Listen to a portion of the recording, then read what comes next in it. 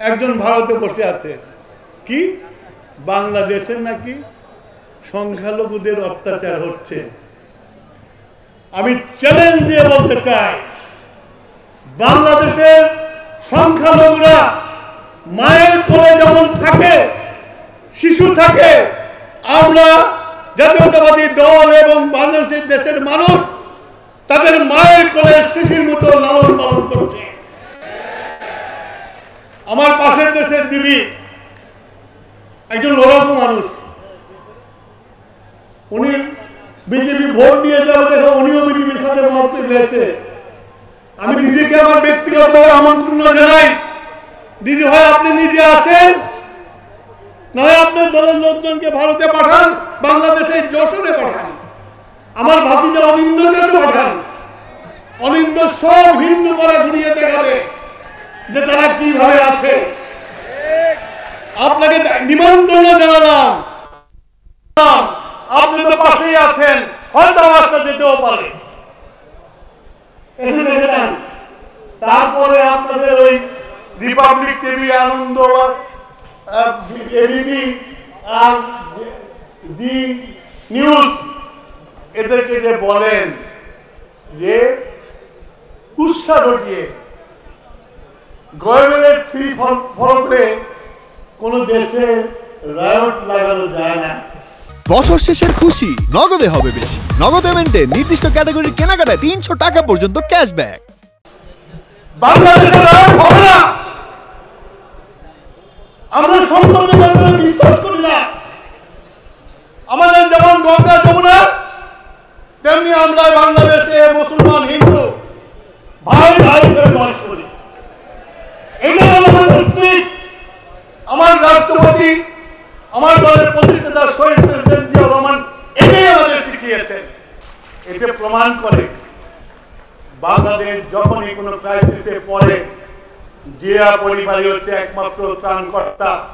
আল্লাহর রহমতে তারা সুস্থ আছে, তারা আসবে, এই দেশকে নেতৃত্ব দেবে। তো মুক্তিযুদ্ধ ওনারা বলেন বঙ্গবন্ধু মুক্তিযুদ্ধের ঘোষণা তো 7ই মার্চে দিয়েছে। আমি বলি উনি মুক্তিযুদ্ধের ঘোষণা 7ই মার্চে দেন নাই। উনি 7ই মার্চের ভাষণ উনি প্রধানমন্ত্রী হওয়ার বার্গেন করেছেন। আপনারা প্রশ্ন করতে পারেন না, হয়তো আওয়ামী লীগের 2-4 জন আছেন বোধহয়, হয়তো রং টং পরিবর্তন করে এখানে সুযোগ পেলে আবার বলবেন জয় বঙ্গবন্ধু। আমি আপনাদেরকে যে প্রশ্ন করি, যদি 7ই মার্চের ভাষণ যদি স্বাধীনতার ভাষণ হবে, ওনার বক্তৃতা কিন্তু আমি বলবো যে ওনার জীবনের শ্রেষ্ঠ বক্তৃতা। এখানে বলতে ওনার বক্তৃতা আমি শুনেছি আর ভাবি শুনেছে, ওনার জীবনের শ্রেষ্ঠ বক্তৃতা, এটা অস্বীকার করবো না আমি। কিন্তু ওই বক্তৃতার মধ্যে মালটা কি ছিল, উনি বলছেন আর যদি একটা গুলি চলে, আবার বলছেন সৈনিক ভাইরা তোমরা আমার ভাই, তোমরা ক্যান্টনমেন্টে ফেরত যাও। তাহলে কি দাঁড়ালো? একবার হুঙ্কার, আবার আবেদন তোমরা ক্যান্টনমেন্টে ফিরে যাও। আবার বলছে এই এখন আসুন বসুন আলোচনা করুন, ক্ষমতা হস্তান্তর করুন। কিসের ক্ষমতা? পাকিস্তানের প্রধানমন্ত্রীর ক্ষমতা। তো এই ভাষণ শেষ করলেন কি দিয়ে? এখন যদি অস্বীকার করে এবং মুছেও দিয়েছে টেপে, জয় বাংলা জয় পাকিস্তান, এই বলে বক্তৃতা শেষ করে। সুতরাং এই ভাষণ যেই ভাষণই হোক না কেন, এটা স্বাধীনতার ভাষণ হতে পারে না।